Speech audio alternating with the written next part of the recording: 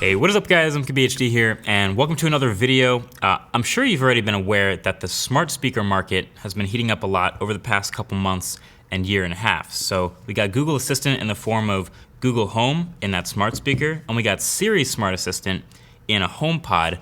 But today we have a bit of an exclusive for you guys, our first look at Samsung Smart Assistant in the form of a Bixby Home, the Bixby smart speaker. So we're gonna give it a shot. We already know, Samsung's been doing great with hardware, especially in their phones. We kind of just give them that, they're top notch. But it's the software where we start to have some questions. You know, Bixby, you probably saw that virtual assistant comparison video. Didn't do so hot, but it's been a couple months. There's been some updates. So let's give this another shot. So the box is pretty simple, pretty inviting. I feel like in this day and age, if you're gonna be putting a smart speaker in someone's house, you kind of have to make it inviting to not have them freak out about it. But if we take it out, it looks pretty good. We got some Bixby blue, these blue accents. But it's nice and dense, it's weighted, it's pretty clean. Honestly, it looks like a pretty good smart speaker. There's buttons at the top and they're blue. I guess there's no screen, kind of like Google Assistant or HomePod. They all have that little screen at the top. But you don't really use that when you're across the room, so I'm not taking points off for that. So we gotta get past this beautiful hardware and see if Bixby is all about it, because that's what makes or breaks a smart speaker, if the assistant actually does its job. So, hey Bixby, what's your name? My name is Bixby. Okay, so, I said the name in the question, but that's cool, I got it. All right, hey Bixby, what's the weather?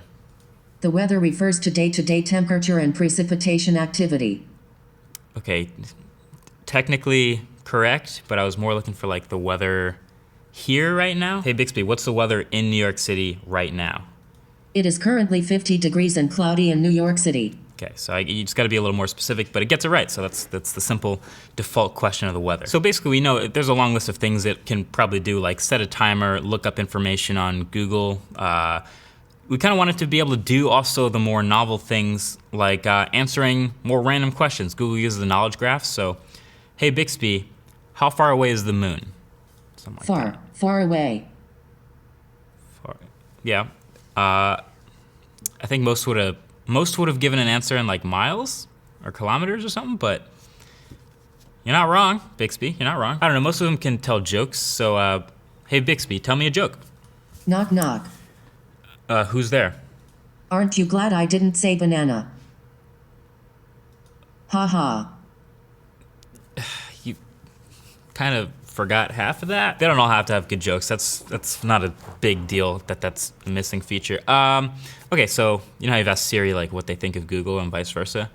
Hey Bixby, what do you think of Siri? That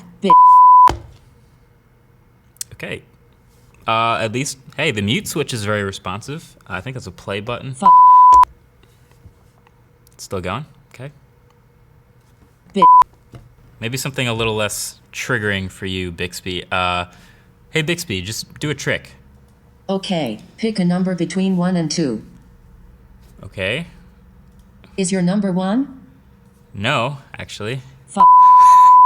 Okay, that started going downhill for a second, but I think Bixby Home can still redeem itself as a legitimate smart speaker because it's still, it's able to answer questions right. So I have the press release from Samsung here says they've interestingly built in a failsafe to make sure it definitely answers complex questions, which, that's what it comes down to. We're asking it jokes and stuff, but it can still save itself. So, hey Bixby, what's 37 times the square root of 94? That's a tough one. Okay Google, what is 37 times the square root of 94? That's cheating. The answer is approximately 358.728. That's cheating. You no, can't. it's not. All right, maybe we asked a little too much of it. Maybe just a phone call. Maybe that's the simple. Hey Bixby, call Mandy. Okay, playing Call Me Maybe by Carly Rae Jepsen. Yeah, of course. Stop. No, stop. All right. This is something HomePod can do. This is something Google Assistant can do. Hey Bixby, turn the studio light blue. Okay, playing Blue by Eiffel 65. Sorry for getting both of those songs stuck in your head today. Okay, at this point I'm trying to figure out if it's really a smart speaker. Like if there's anything this does better than HomePod or Google Assistant, that would be great. I think the one thing Samsung mentioned is it has a removable cable, which, you know, that's good. It's kind of hard actually. Okay, they thought about it, they tried. That's what it comes down to. Samsung tried. They wanted to make it a little more portable than Google Home and HomePod. So if you manage to remove the speaker correctly, it has a built-in battery. And they push the limits with this battery. It's gonna be sitting around on a countertop for a lot, so they said they put in a 60,000 milliamp hour battery, which is pretty massive, pushing the limits for a small form factor like this.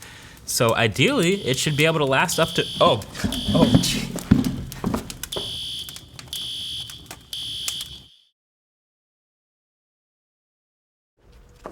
Okay, this is, hopefully you guys by now know this is April Fool's Day. This is your yearly reminder not to take anything you read or watch too seriously. I mean, if they made a smart speaker, it would totally be better than this, right? For sure.